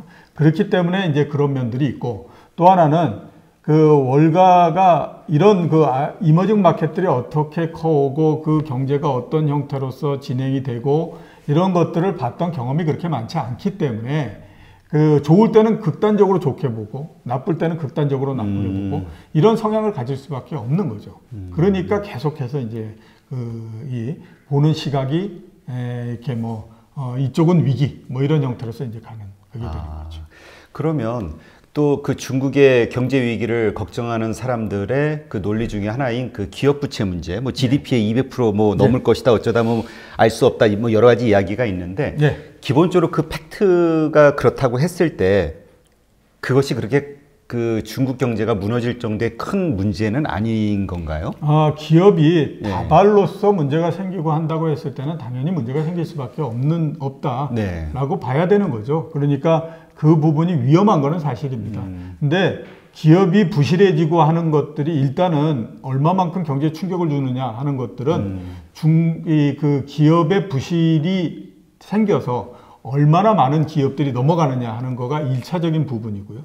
두 번째, 그렇게 넘어간 부분들이 과연 그 다음 단계, 그러니까 금융기관이나 정부로 넘어가면서 그걸 해소해 줄 수 있는 능력이 있느냐 없느냐에 따라서 그 영향이 어떻게 나타나느냐 하는 것들이 결정이 되는 거거든요. 그러니까 예를 들어서 보면 그렇지 않습니까? 외환위기 났을 때 우리가 이제 엎어져 버리는 형태가 됐지만 2003년도에 카드채를 비롯해서 이런 것들이 났을 때에 신용위기가 났을 때는 그때는 그냥 무난히 이렇게 희석을 시켜서 가는 형태가 되잖아요.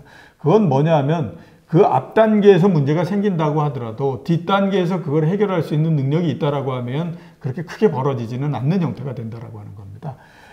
결국에 보면 앞에서 어느 정도의 기업들이 문제가 생기느냐, 그게 이제 현재까지는 명확하게 어느 정도다라고 볼 수는 없는데, 뒷단으로 넘어가서 정부나 은행 이익 단으로서 넘어가게 되면 그 방어력이 그렇게 약하지 않다라고 하는 거죠. 그렇기 때문에 그걸 어느 정도 희석할 수 있는 가능성이 있기 때문에 일단은 그렇고요.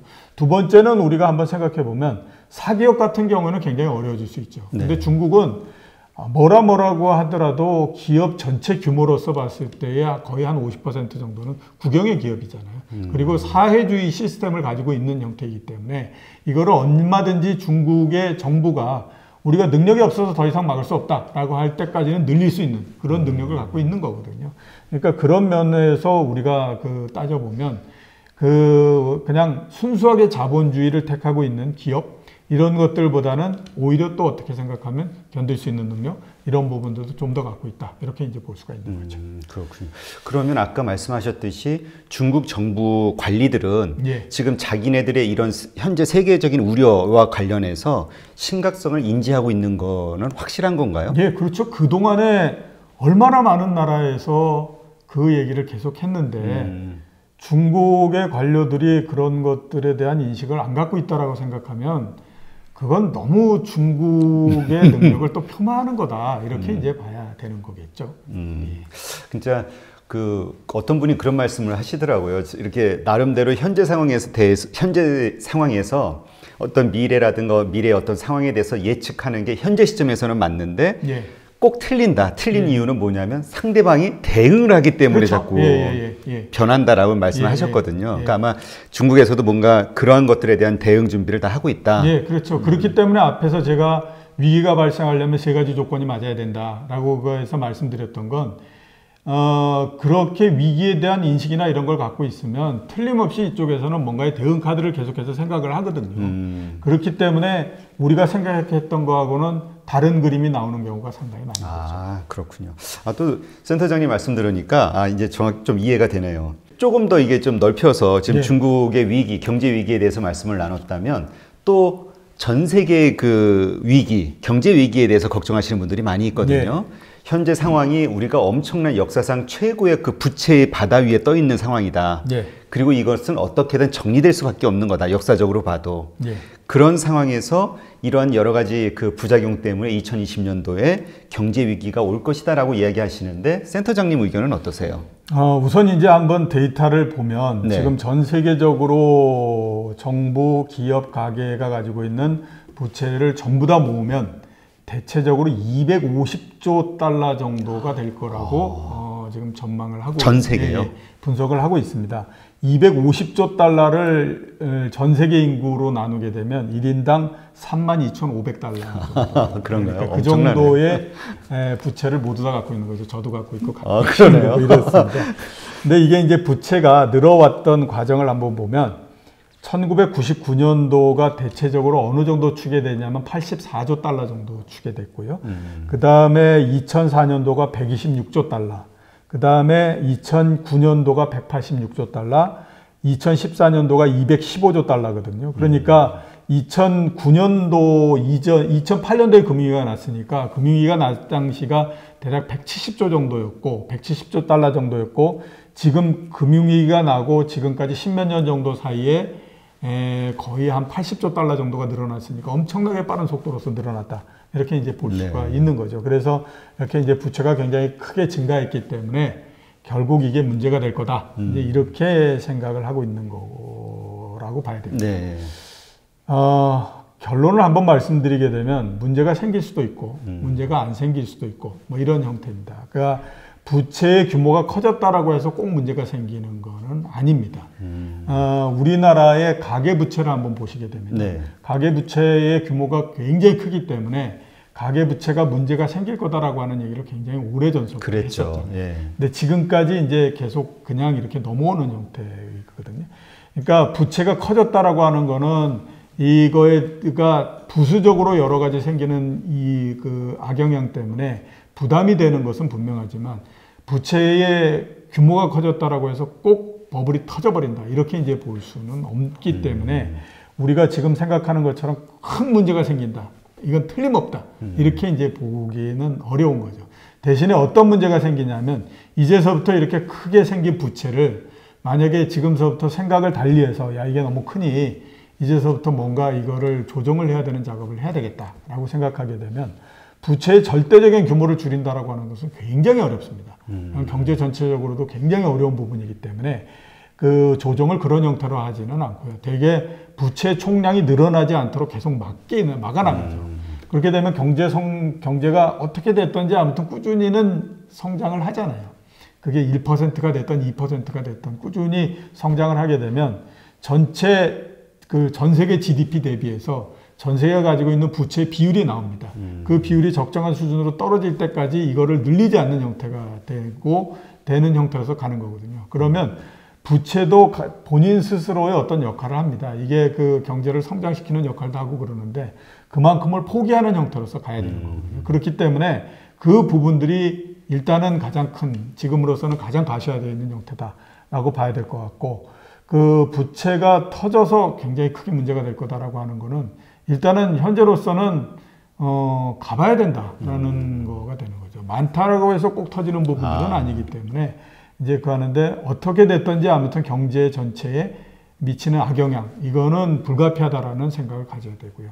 그 다음에 하나 생각해 보면 이렇게 될 줄 몰랐냐라고 하는 거죠. 그러니까 2008년도에 금융위기가 났을 때에 이런 얘기들을 굉장히 많이 했었습니다. 자, 지금은 저금리하고 유동성 엄청나게 갖다 쏟아붓고 난리를 쳐도 상황이 위기 상황이고 경제가 안 좋기 때문에 이 부분들은 그렇게 크게 문제가 되지 않을 거다. 대신에 경제는 3, 4년 정도가 지나면 어느 정도는 제자리로 돌아온다.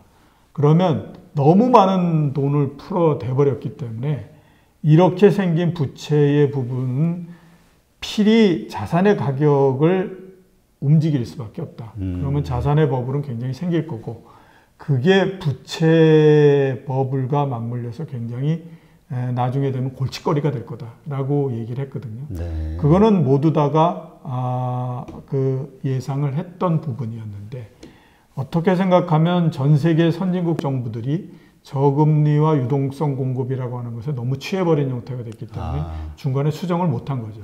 저는 부채가 문제가 생기느냐 안 생기느냐 하는 것들을 가르는 가장 큰 부분들은 선진국 정부가 지금과 같은 스탠스를 계속 유지할 거냐 안 할 거냐 하는 것들과 직결된다라는 생각이 듭니다. 지금처럼 무슨 조금만 경기가 둔화돼도 금리 낮추고 유동성 확 풀어 이렇게 해서로 해결을 보겠다라는 쪽으로 가게 되면 이거는 2020년일까 아닐까의 문제일 뿐이지 언젠가는 한번 틀림없이 문제를 일으킬 수밖에 없다라고 봐야 되죠. 왜냐하면 어차피 아까 말씀드렸던 것처럼 부채가 늘어난 부분들이 자산의 가격을 올리는 형태의 자산 버블을 만들었고 네. 앞으로도 더 만든다라고 하면 그렇죠. 자산의 가격은 버블이 생겼을 때 견디지 못한다라고 하는 것은 역사적으로 우리가 너무나 많이 경험을 했던 부분이니까 이거는 문제가 생길 수밖에 없는 거고 그렇게 되면 그 다음에는 부채 버블이라고 하는 것도 또 문제가 생길 수밖에 없는 거잖아요.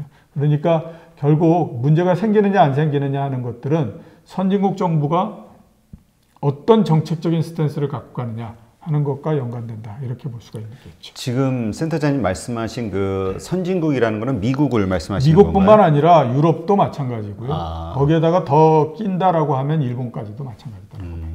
지금까지 갖고 왔던 저금리와 그 다음에 유동성을 공급하는 정책은 이제 어떻게 생각하면 수명이 다한 정책이거든요. 그런데도 여전히 계속해서 거기에 집착을 한다라고 하면 그게 집착은 결국 그 자산의 가격 쪽에만 영향을 미치는 형태가 되고 그 자산의 가격에 미친 영향은 시간이 지나면 결국 어떤 형태로든지 버블이 돼서 그게 문제가 생긴다. 이렇게 볼 수밖에 없는 거죠. 네. 이 세계 경제 위기, 부채로 인한 금융 위기를 걱정하시는 분들의 이야기를 들어보면은 왜 지난 9월에도 레포 금리가 10% 넘게 가까이 급등했던 적이 있었잖아요. 그렇죠. 단기 시장이. 근데 요즘 또 최근 뭐죠? 3.9%인가 뭐 이렇게 넘어가는 그런 또 갑자기 급등하는 현상들이 벌어지면서 또 이게 뭔가 불안감을 그러니까 뭔가 작은 요소만 있어도 언제든 흔들릴 수 있는 불안한 시장이기 때문에 항상 작은 충격에도 무너질 것이다. 뭐 이런 얘기 하시는 분도 있던데요. 대포금리가 10% 가고 그다음에 뭐 단기금리가 굉장히 올라갔다 떨어졌다 막 이러는 거는 최근에만 있었던 문제는 아니고요. 옛날에도 굉장히 많이 있었습니다. 그렇기 때문에 그게 뭐 결정적으로 엎어버린다 이런 것들은 잘 나오지는 않는다라고 봐야 되죠. 그렇기 때문에 그거를 가지고 너무 이제 그걸 할 필요는 없고요.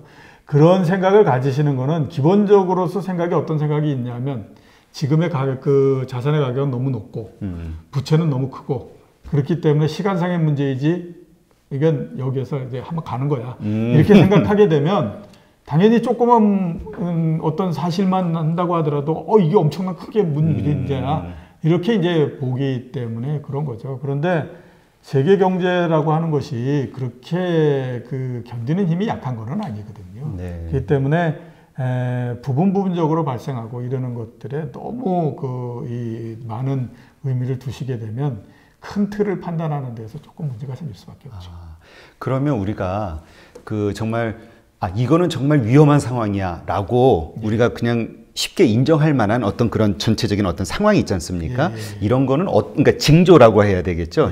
어떤 징조들을 봤을 때 우리는 정말 위험해질 수 있겠구나. 위험이 정말 가까웠구나. 이렇게 좀 판단할 수 있을까요? 자산의 가격이 올라가고 그다음에 이러는 거가 아무런 거부감 없이 받아들여지고 이렇게 되면 이제 문제가 생기는 거죠. 왜냐하면 올라가는 것이 그러니까 버블이 생기는 것에 대해서 사람들은 당연하다라고 생각하니까 당연히 이제 그렇게 생각하는 거가 될 거고요. 그다음에 지금 나오고 있는 신호 중에 하나는 일만 나면 계속해서 금리를 내려야 되고 유동성을 공급해야 되고 이런 얘기를 하잖아요. 그거는 정책적으로 봤을 때 굉장히 안 좋은 형태이거든요. 왜냐하면 그렇게 되면 다 해결될 수 있다라고 생각하는 거예요. 근데 그렇게 한다고 해서 다 해결된다라고 저는 보이지 않거든요. 연준의 능력이라고 하는 것이 그렇게 뛰어나지 않습니다. 여러 나라의 중앙은행들의 능력이라고 하는 것이 그렇게 뛰어나지 않거든요. 그런 건데도 불구하고 계속해서 그쪽에 이렇게 집착을 한다라고 하는 거는 그만큼 어떻게 생각하면 사람들의 요구가 그러니까 한계선을 넘어서 계속 가는 형태가 되는 거잖아요. 그렇게 되다 보면 문제가 생길 수밖에 없는 거거든요. 지금의 가격에 만족하지 못하고 더 올리기 위해서 계속해서 그걸 올릴 수 있는 동력을 공급해 달라고 하게 되면 계속해서 공급하다가 어느 시점에 되면 엎어져 버리는 형태가 되는 거잖아요. 그러니까 미국의 금융위기가 왜 났느냐 이런 거 한번 따져보면 2004년, 5년 때의 기준금리를 1.0%까지 내리거든요. 지금은 높다라고 생각하지만 그 당시에 1.0%는 미국의 역사상 가장 낮은 금리였습니다. 1930년 대공황이 났을 때에 7년이 지난 다음에 기준금리를 1.0%를 만들거든요. 그랬는데 그때 1.0%를 만들었어요. 왜 1.0%를 만들었느냐라고 따져보면 9.11 테러가 나고 무슨 애국 소비를 해야 되니 어쩌니 하면서 이제 그렇게 걸렸어요. 지금 생각해보면 말도 안 되는 얘기지만 이라는 생각이 들잖아요. 그러니까 그때에 그렇게 했던 거는 금리를 굉장히 낮춰서 자산의 가격도 올리고 그렇게 해서 미국의 소비를 올리고 그래서 미국의 경제가 얼마나 탄탄한지를 보여주겠다라고 했다가 그 모양 그 꼴이 돼버린 거거든요. 그러니까 어떤 한계를 넘어서 계속해서 정책이 끝가는데 없이 나간다든가 자산의 가격이 그거에 따라서 많이 움직인다든가 이렇게 되면 상당히 이 위험한 상태로서 가는 건데 글쎄 지금을 딱 판단한다라고 하면 그거에 어느 정도는 상당히 부합한 형태로서 가고 있다라고 봐야 되죠. 그러니까 계속해서 위기로 이런 것들이 나온다라고 봐야 되는 거고 그거를 막을 수 있느냐 없느냐 하는 거는 각국의 중앙은행들 그다음에 정부가 앞으로 장기간을 놓고 봤을 때 경제 안정성을 위해서 어떻게 해야 될 건가 하는 것들에 대한 생각을 갖는다라고 하면 그게 개선되는 것이 가능해질 거고 그게 아니고 지금처럼 밀어붙인다 계속 가서 그러면 그때는 언젠가 상당히 좀 어려워질 수 있는 그게 된다라고 봐야 되죠. 그렇군요. 근데 이게 약간 좀 우문일 수도 있는데 이런 생각이 문득 들더라고요. 뭐냐면 그러니까 어떤 이런 어려운 상황을 바탕으로 경제 위기가 생길 것이다. 예. 그렇지 않고 잘 버틸 것이다. 어떤 세력들이 있을 거 아닙니까? 우리 보통 헤지펀드 이야기하면 헤지펀드들은 자기가 어떤 국가나 뭐의 어떤 산업의 약점을 찾아가지고 미리 딱 투자해놓고 뭔가 상황을 만들려고 노력을 하잖아요. 그러한 게 있나요, 현재? 그렇게 하기에는 그거를 전 세계적, 특히 뭐 그 미국이나 네. 유럽이나 이런 것처럼 큰 경제에서 그거를 하기에는 그렇게 쉽지는 않습니다. 그런데다가 지금 같은 경우에는 공조 시스템이 어느 정도는 또 작동을 하고 있는 상태이기 때문에 쉽지가 않거든요. 그 2008년도에 금융위기가 나고 해서 2009년도에 수습할 때 어떤 걸 했었냐면요. 미국에서 어차피 기축통화는 미국이 갖고 있는 거니까 연준에서 정말 돈 공장을 엄청나게 돌립니다. 그래가지고 달러를 엄청나게 찍어가지고 그거를 이제 각 나라에다가 믿을 수 있을 만한 나라에다가 공급해주는 형태를 취했죠. 네. 그게 이제 우리나라도 그렇게 한 거 아닙니까? 그래서 이제 뭐 그 협정을 맺어가지고 때가 되면 우리가 언제든지 그냥 달러 얼마를 빌려올 수 있게 하고 뭐 이런 걸 한 거잖아요. 네. 그게 우리나라만 한 게 아니고요. 유럽의 많은 나라들도 그렇게 그걸 했거든요. 그러니까 지금은 여러 나라들의 중앙은행들이나 이런 데도 정부도 마찬가지고 자산의 가격도 높아지고 위기의 가능성도 있다라고 생각하기 때문에 만약에 어떤 뭐 영국이 그렇게 해서 위험한 것 같다 이렇게 생각하게 되면 그 헤지펀드가 들어오는 그 힘보다도 중앙은행들이 돈으로서 밀어붙여 주는 힘들이 훨씬 더 세기 때문에 더 그게 크게 벌어지거나 이런 형태로서 가지 않는다라고 하는 거죠. 중국에 대한 위기 가능성을 계속해서 얘기하는 부분들이 따져보시면 유럽에 있는 영국이나 프랑스나 이런 나라보다도 중국의 경제가 안 좋기 때문에 위기가 발생한다라고 보는 게 아니에요. 위기가 발생한다라고 하는 그 전조가 되는 경제나 이런 것들 보면 거기가 더 안 좋거든요. 그럼에도 불구하고 중국이 하는 거는 그 바닥에 정치적인 함의까지를 깔고 있는 거죠. 어차피 중국이라고 하는 것이 앞으로 세상이 나가게 되면 미국을 축으로 하는 한 축과 중국을 축으로 하는 한 축이 있는데 미국 입장에서 봤을 때 제일 좋은 거는 뭐냐면 우리가 원탑이 되고 중국은 우리가 원탑이 될 수 있는 것을 뒷받침해 줄 수 있는 형태의 정도의 스테이트만 갖고 있으면 가장 좋다.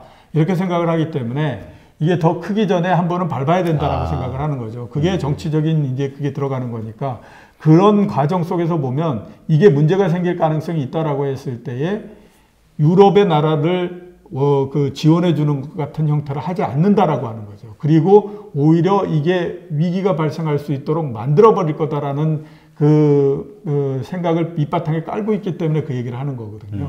그래서 기타 여러 선진국들 같은 경우에는 만약에 어떤 뭐 문제가 발생하거나 이럴 가능성이 있다라고 하면 공조 시스템으로서 이렇게 돌아가는 형태가 되기 때문에 헤지펀드보다도 그 힘이 훨씬 더 셉니다. 그래서 그렇게 생길 가능성은 그렇게 높지 않다라고 봐요. 근데 지금 센터장님 말씀 들으니까 이런 생각이 드네요.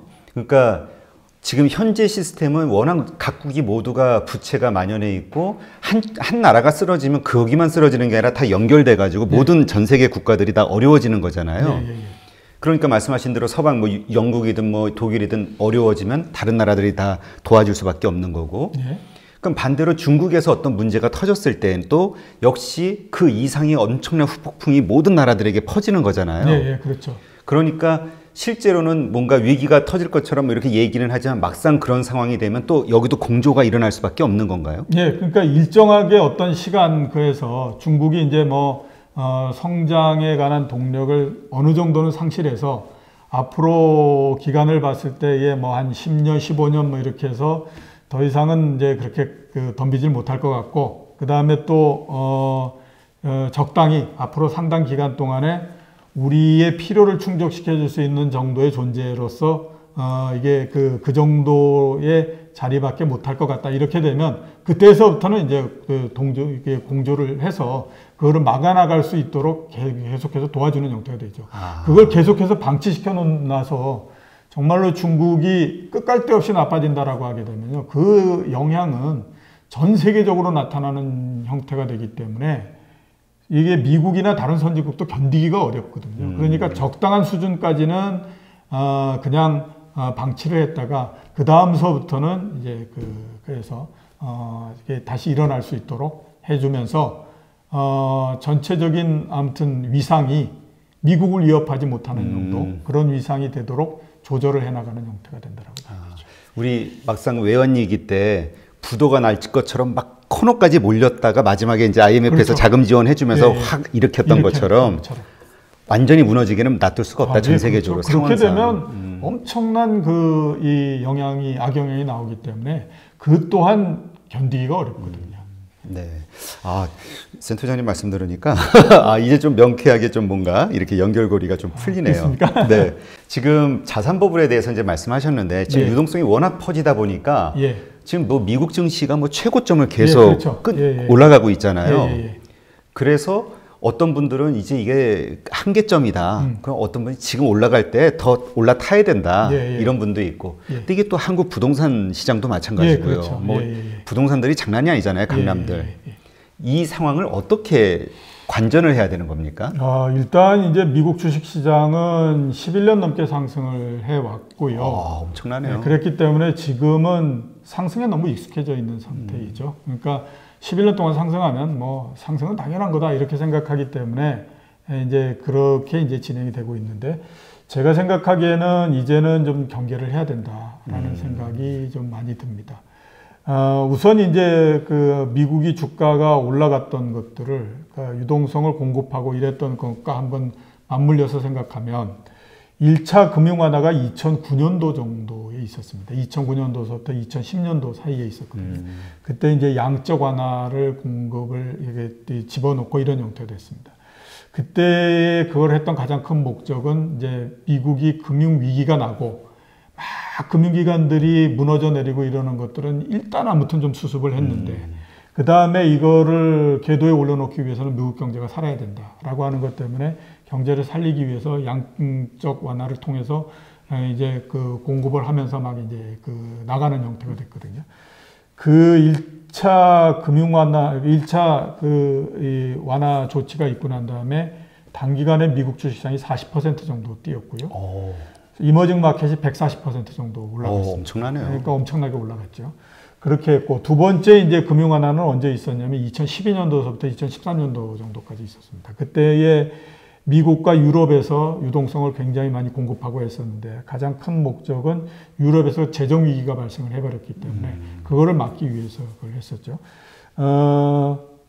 그 주가를 한번 보면 미국 시장이 그 이후에 역시 40% 정도 올랐고 신흥국은 거의 올라가지 못하는 형태가 됐습니다. 우리나라 주식시장도 그때 이제 옆으로 이렇게 박스권을 그리면서 쭉 가는 형태가 됐지 않습니까? 그리고 올해 7월 달서부터 3차 금융 완화가 지금 진행이 되고 있는 거거든요. 미국이 금리를 3번 내렸고 유럽도 마이너스 0.4에서 마이너스 0.5를 만들고 그 다음에 유동성을 공급하고 이런 형태로서 가는 거잖아요.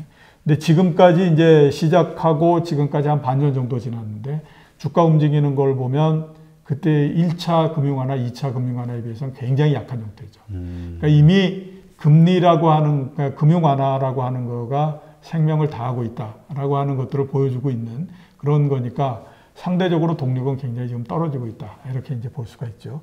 그 다음에 또 미국 주식시장이 올라가는 거를 한번 이렇게 우리가 나눠서 보면 금융위기가 났을 때 최저점서부터 시작해서 그 다음에 한 2011년 정도까지가 1차 상승이었습니다. 그리고 나서 한 6개월 정도 이렇게 쉬어서 그걸 했었거든요. 그러니까 그때 이제 나스닥이 얼마가 했냐면 1,300 정도에서부터 5,000까지 올라갔죠. 그리고 나서 대충 한 9개월 정도 쉽니다. 그리고 나서 2016년도서부터 18년도까지 또 올라가죠. 그게 이제 나스닥 기준으로 보면 5,000에서부터 8,000까지 올라가지 않습니까? 그리고 나서 올해 연초에서부터 지금까지 그냥 한 9개월 정도 쉬었다가 지금 다시 올라가잖아요. 그러니까 이제 3차 그 상승을 하고 있는데 3차 상승이라고 하는 것이 전체 상승에서 거의 가장 약하게 진행이 되는 것이 일반적인 형태인 거죠. 그러니까 지금 이제 힘이 안 실려서 이제 좀 절절절절 하고 있는 형태이잖아요. 그러니까 이런 것들을 우리가 감안하게 되면 미국 시장이 가격에 대한 부담을 굉장히 많이 느끼고 있는 거는 사실이다라는 생각이 듭니다. 그래서 추가적으로 상승을 한다고 하더라도 그렇게 크게 상승하거나 이러지 못할 거다라는 생각이 들고요. 또 이제 밸류에이션 측면에서도 지금 그 S&P 500 같은 경우가 18배에서 PR이 18배, 19배 정도로 왔다 갔다 하는 상태이기 때문에 네. 결코 낮은 상태가 아니에요. 그러네요. 그러니까 추가적인 상승을 한다고 하더라도 그 폭은 그렇게 크거나 그렇지는 않습니다. 대신에 이제 그러면 이게 상승이 끝난 다음에 모양은 어떻게 될 거냐 하는 것들을 한번 생각해 봐야 되는데 많이들 그리고 있는 그림이 뭐냐면 2000년대 IT 버블이 터지고 난 다음에 이 생각하는 거죠. 그러니까 나스닥 기준으로 5,500에서부터 시작해가지고 떨어지다 보니까 한 1년 반 정도 지나니까 1200까지 내려오더라. 이 그림을 이제 생각하는 거거든요. 근데 그때하고 지금은 상당히 많이 차이가 납니다. 그때는 어떻게 생각하면 이제 IT가 실제적으로 버블이었거든요. 그러니까 뭐가 될 거다라고 하는 거를 가지고 밀어붙이는 형태가 됐었는데 지금은 뭐가 될 거다라고 하는 것에서 실제적으로 뭐가 좀 된 형태이죠. 아마존도 그렇고 애플도 그렇고 실제적으로 어느 정도는 좀 그거를 반영하는 부분들이 있기 때문에 주가가 그렇게 그때처럼 이제 흉악하게 내려오거나 이러는 형태는 되지 않는다라고 봐야겠죠. 그렇게 보면 내년도 미국 시장이 정말로 이제 고점을 치고 팍 주저앉아 버린다라고 했을 때에 그 최대한으로 우리가 볼 수 있는 하락률은 얼마냐? 나스닥 기준으로 봤을 때 대충 30% 정도 볼 수 있는 거죠. 그러면 지금의 8,000포인트 넘으니까 대략 2,000포인트 내지 2,500포인트 정도 빠진다라고 따지게 되면 6,000이나 5,500포인트 정도가 최대한으로 내려올 수 있는 수준이다라고 봐야 되는 거죠. 그러니까 대체적으로 그 정도를 보게 되면 맞는 그림이 아닌가라는 생각이 좀 듭니다. 그래서 그런 형태로서 접근해야지 2000년대 IT 버블 터질 때 이거는 굉장히 특이한 경우이거든요. 그러니까 특이한 경우에 모든 것들을 맞춰서 하기는 굉장히 어렵다라고 봐야 됩니다. 네. 그러면 지금 그 현재 상태에서 이제 미국 주식을 보유하고 있는 분이라면은 좀 어느 정도 정리하는 게 필요할 수도 있겠네요. 예, 제가 생각하기에는 그렇습니다. 그러니까 지금 미국 주식을 갖고 있고 미국 주식 시장을 좋게 볼 수 있는 이유는 100가지가 넘죠. 그렇죠. 나쁘게 볼 수 있는 이유는 한두 가지 찾기가 어렵습니다. 한 가지 찾는다라고 하면 뭐냐?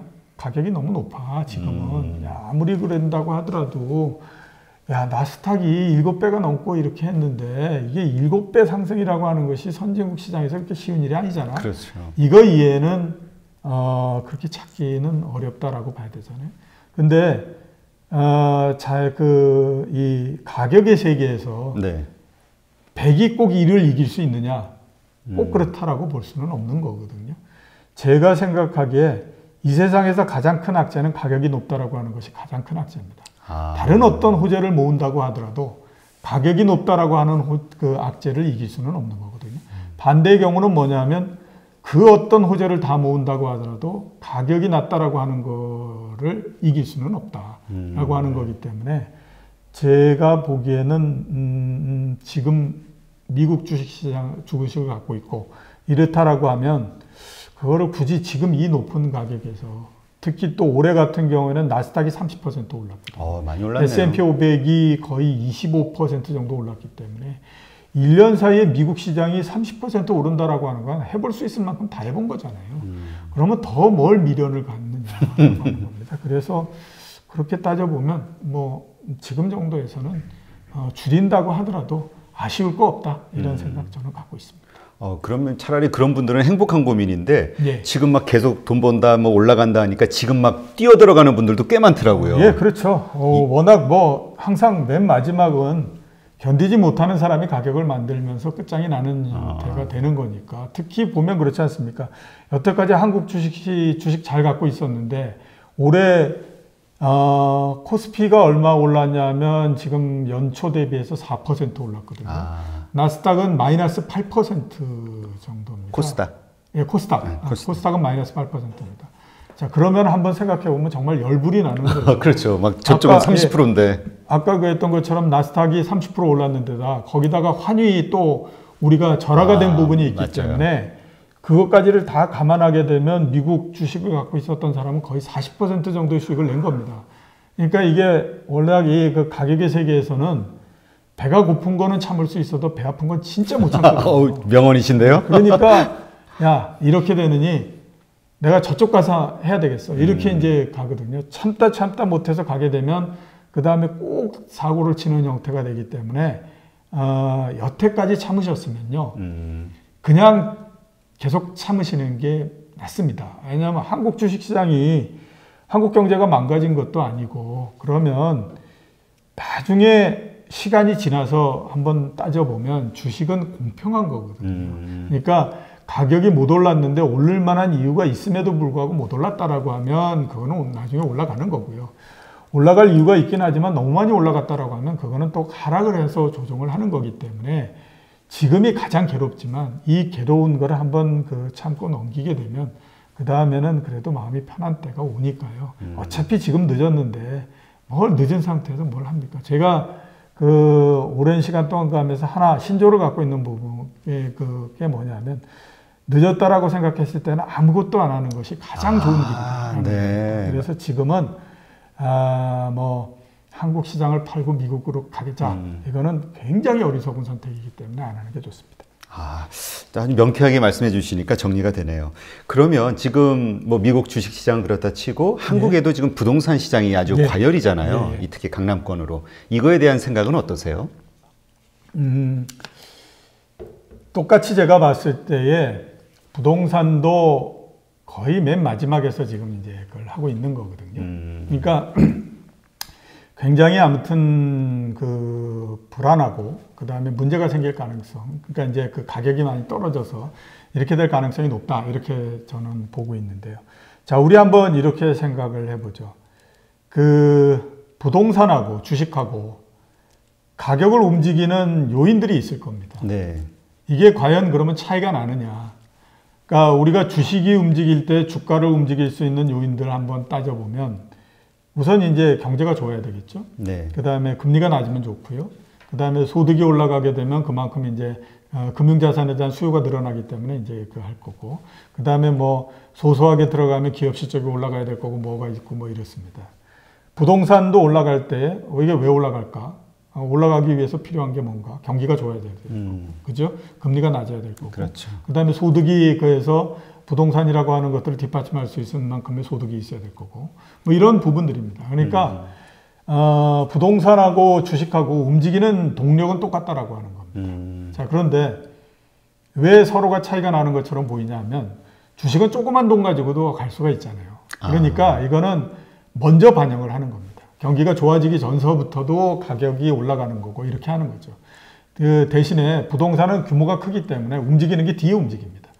뒤에 움직였기 때문에 주식보다도 훨씬 더 뒤에까지 가는 거죠. 그러니까 주식이 꺾이고 난 다음에도 한참 더 올라가는 형태가 되는 겁니다. 지금이 보면 만약에 부동산을 움직일 수 있는 요인들이 굉장히 좋아서 네. 정말로 계속해서 간다라고 하면 주식은 왜 못 올라가겠습니까?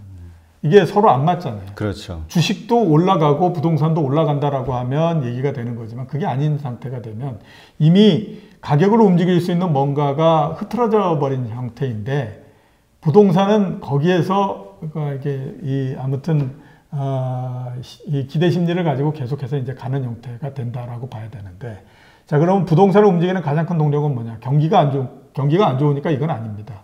그죠? 그 다음에 뭐 소득 얘기하지만 소득이 뭐가 그렇게 커졌겠습니까? 그러니까 그것도 또한 아닙니다.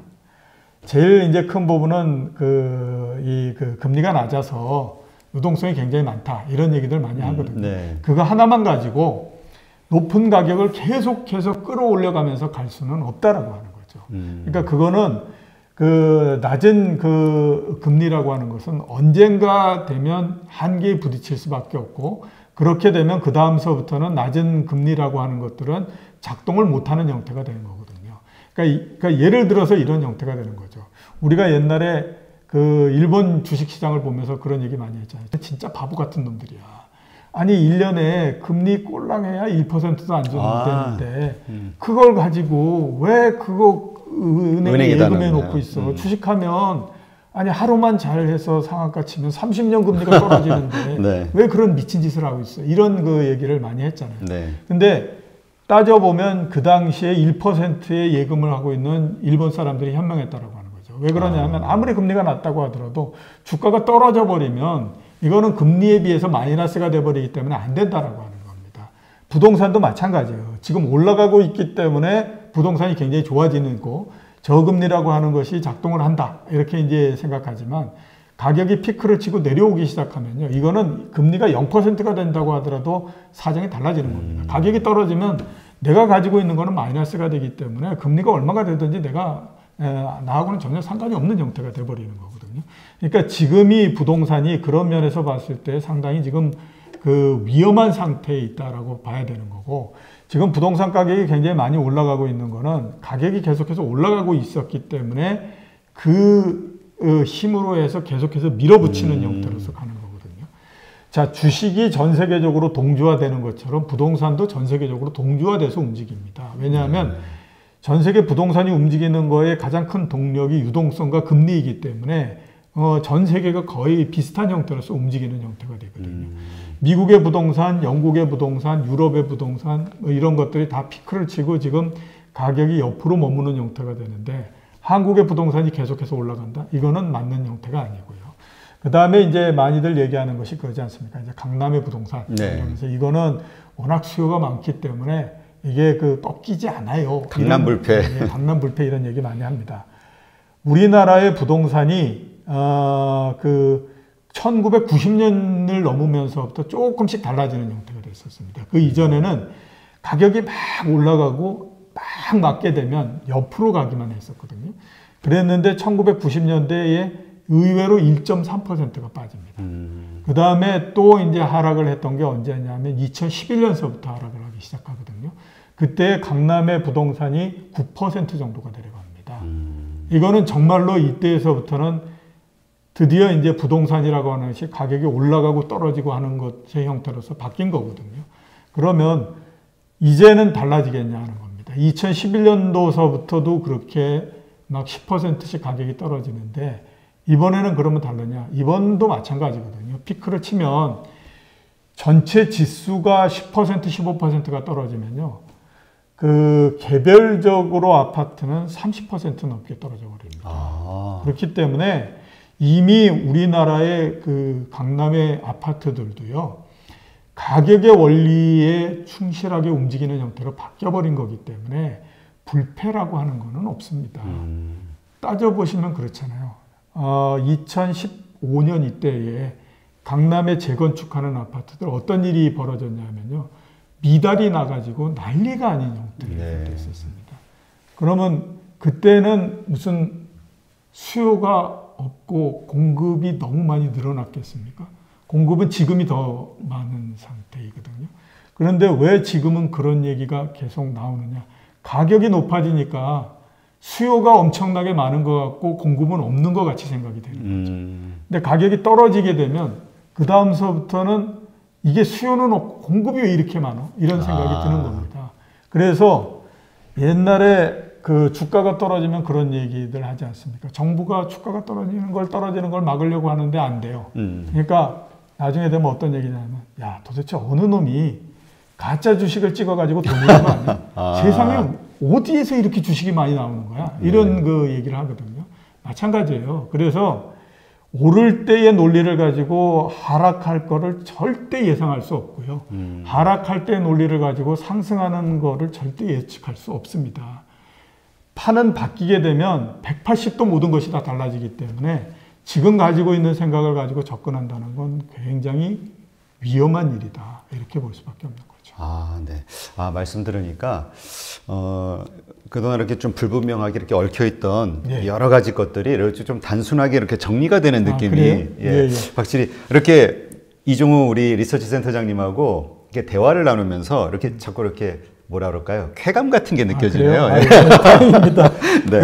그 부동산 관련해서 잠깐 하나만 더 말씀드리면 요즘에 그런 얘기 많이 하잖아요. 뭐 원정 와서 그 지방의 사람들이 원정 와서 서울에 강남의 부동산을 사고 서울에 있는 사람들이 원정 가서 부산가 무슨 뭐 어디에 뭐 그걸 사서 가격을 올리고 이렇다 이런 얘기들 굉장히 많이 하잖아요. 원정 와서 정말 할 수 있는가 하는 것들을 한번 볼 필요가 있습니다. 그냥 제가 뭐 어느 지역을 폄하하는 게 아니라 그냥 딱 찍어가지고 만약에 전라북도라고 한번 해보죠. 전라북도에서 금융자산이 10억 이상 갖고 있는 사람이 몇 명일까 한번 따지면 몇 명 정도 될 것 같습니까? 현금으로 이렇게 그러니까 뭔가 그래 자산을 가지고 있는 사람들이 그렇게 많지 않을 것 같은데요. 예, 그렇죠. 4천 명 정도 된다고 얘기하거든요. 아. 예, 그러면 10억을 갖고 있는 사람이 4천 명이기 때문에요. 20억을 갖고 있는 사람은 정규 분포상 봤을 때 1,000명이 안 됩니다. 그죠? 그러면 전라북도에서 1,000등 안에 들어가는 부자가 자기가 가지고 있는 모든 주식, 현금을 다 찾고 보험도 다 깨고 이렇게 해서 탈탈 다 털어가지고 와서 강남에 와서 반포에 30평짜리 아파트에서 사기 어렵다는 얘기죠. 그러면 우리나라의 부의 분포상 봤을 때 그런 소득의 구조인데 얼마나 이거를 더 바칠 수 있는 수요가 생길 수 있겠냐. 만약에 가격이 깎였을 때 그런 것들을 고려를 해야 되는 거죠. 아, 그렇게 말씀하시니까 정말 엄청나게 큰 돈이네요. 예, 그렇죠. 네, 하여튼 오늘 이렇게 이종우 센터장님하고 이렇게 대화를 나눈 이렇게 인터뷰를 할 수 있었던 게 정말 그 행운이라고 생각을 하면서 다음 기회에 또 이렇게 또 다른 주제들 가지고 또 재미있는 대화를 나누었으면 좋겠습니다. 아주 바쁘신데 이렇게 오늘 흔쾌히 나와주셔서 정말 감사드립니다. 무슨 말씀이에요. 네, 고맙습니다.